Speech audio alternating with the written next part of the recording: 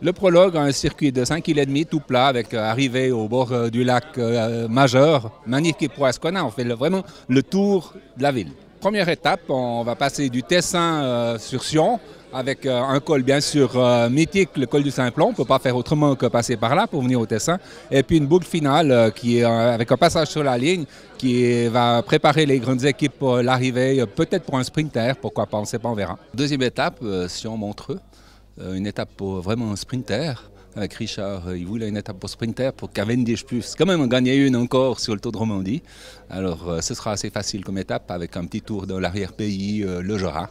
Et un final aussi sur le bord du lac à Montreux, arrivé, magnifique. Il faut encore le gagner le sprint. Hein.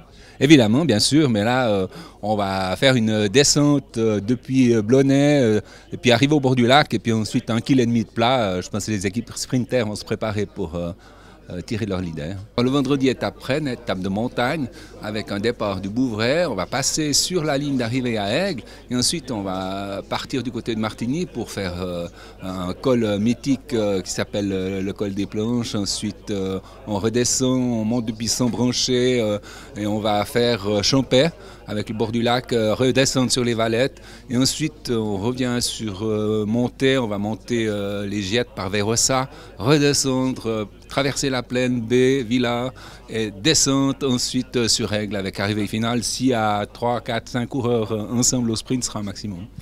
Étape cadeau ça. Oui, c'est une étape de montagne digne du Tour de Romandie, 3500 mètres dénivelé. Je pense que les coureurs avant le Tour d'Italie, il faut qu'ils se testent sur une telle étape. Presque un champion du monde à Fribourg, donc une étape en circuit, c'est assez rare sur le Tour de Romandie.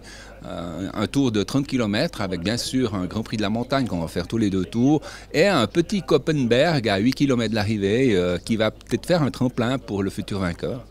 Dernière étape, le contre-la-montre avec l'arrivée sur le stade. Personne ne sera hors jeu, le public au milieu du stade, sur la pelouse, avec certainement un très grand vainqueur de ce futur Tour de Romandie, avec une montée quand même au-dessus de Cournot qui ne sera pas triste. Ce sera le vainqueur du contre-la-montre, ce sera vraiment un très très grand coureur.